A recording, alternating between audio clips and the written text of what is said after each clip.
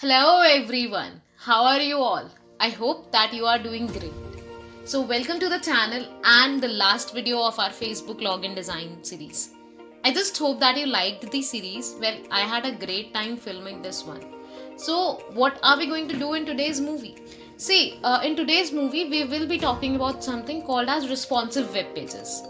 Okay, but before we deep dive into our topic, let me share one more thing with you that I have shared the source code of our entire design page here on GitHub.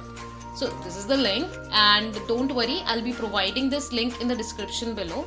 So I have shared this link here. Okay, my Cortana is actually sometimes it happens. Okay, sorry for that. So I have shared the source code here, and you can just visit this link, and if you click on this file, you'll just get to see the HTML file that we have designed. And also, if you just click on the Facebook login, you click on CSS folder, you'll get to see the CSS file. So here is the CSS file that we have written, and you must be seeing this something little strange thing. Yes, we will be talking about this today, and this is a media query. Okay, and if you click on this images and click on the image, well, I got the image as well. So anyone who would like to just check what I have written in the source code and where they are mistaken, they can simply go to this link and have a look. So let's not delay even a bit, and let's just see what are we going to talk about today. So we will be talking about responsive web pages. Before I say even any other thing about responsiveness, let me show you one thing. Okay, if I shrink my browser, the web page looks like this. What if I shrink it down to, let's say, this? The web page still looks neat. So no matter on what screen size you are viewing my web page, it will certainly look neat and people will like to use it. So this is what responsive web page means. It means that the web page is intelligent enough that it caters to the need of the screen size. Alright, now what are the ways of making a web page responsive? There are tons of ways of doing everything. I'll be talking about just one way today. Well, you can also use Bootstrap to make responsive web pages. Bootstrap is nothing but a pre-written CSS. But since we have not used Bootstrap, so we won't go there. What I have actually done is I have used media queries. So where are my media queries? Here are my media queries. So this is my media queries. So we will be talking about this. Now, before using my media query, what I did was I wrapped all of my elements. I had two elements, remember?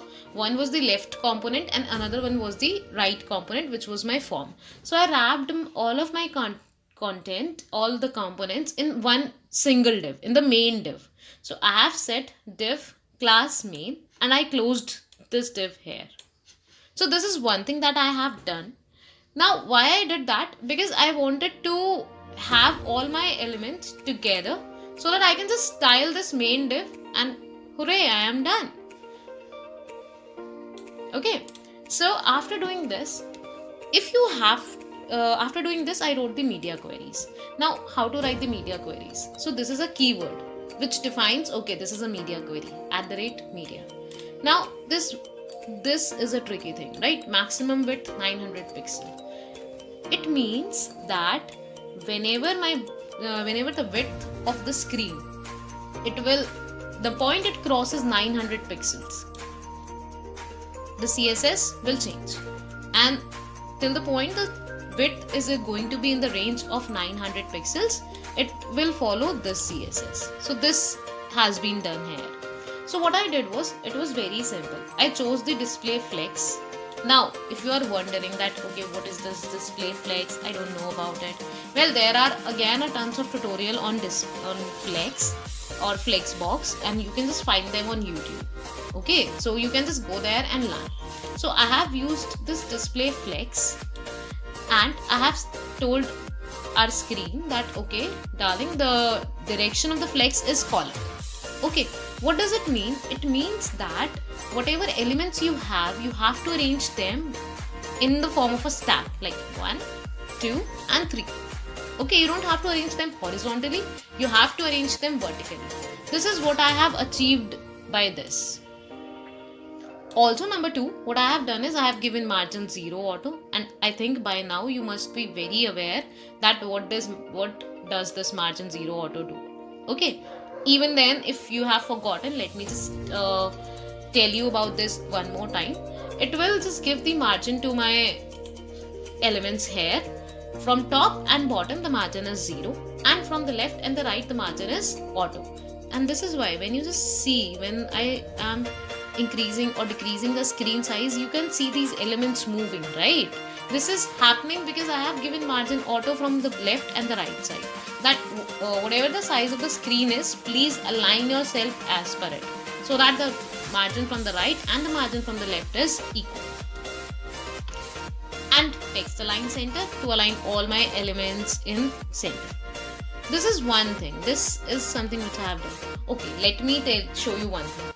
If I remove this and Control S, and if I just go there, see, this is how my web page will look. Okay, yeah.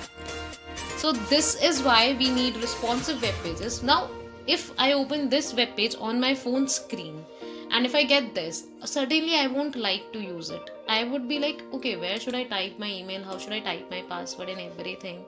So that is why we have to have responsive web pages. Now let me just go back and save it again, and see now how beautiful it looks. Even if you're using it on a mobile screen, no matter what the size, it will look great. Now for the left div as well, I have given, okay darling, you do have to have a margin 0 auto again. And for the login form, I have also given margin 0 auto. Nothing, I have done no more styling in it. And for the paragraph and the H1 that we had here, see in this div, in the left component which we had here, I have given a margin bottom.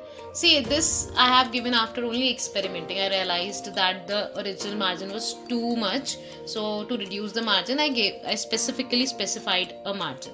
And text align justify. What does justify do is that, can you just see that their starting point is same. Yeah, this is what justify do, and I have given a font size, a width, so that my this margin guy works. And one more thing. So this is about the media queries that I have done here, and in the same way you can write your media queries. You just have to know that, okay, what is going to be the width, till what width you want this CSS to be followed, and after this width, if let's say this screen size is, let's say 100 pixels, 1000 pixels, sorry, so this CSS will be followed. And also I have done one more thing. I have refined my this original CSS that we wrote. I have removed all the margins from, see, do you see any margin from left or right? No, there is no margin from left or right. And similarly here also there is no margin from left or right. And I have also removed the float left and float right property, because I am using the display flex. When you use display flex, you do not need these float right and float left. So all of this thing I have done to make my code or the web page look more responsive. In the last 3 videos, we were just concerned about the components that we were designing. We were just trying to design them and position them as they are. And then in this video, what we have done is we have talked about responsiveness. I know that making responsive web pages is actually a headache, and it is not at all easy, but one can certainly learn about it. So this was it. This was for today's video and for this series. In future, I'll certainly talk about how to make your web page responsive. I'll certainly make a series on it. Till then, if you like the content, please like, share, subscribe to the channel. And also, if you feel like that I should make a video on certain topic, let me know in the comment section down below, and I'll certainly try to make the videos on those topics. And stay tuned to the channel, because a new series is coming up just right away, especially for the newbies and the beginners. So till then, bye bye, tada, happy coding.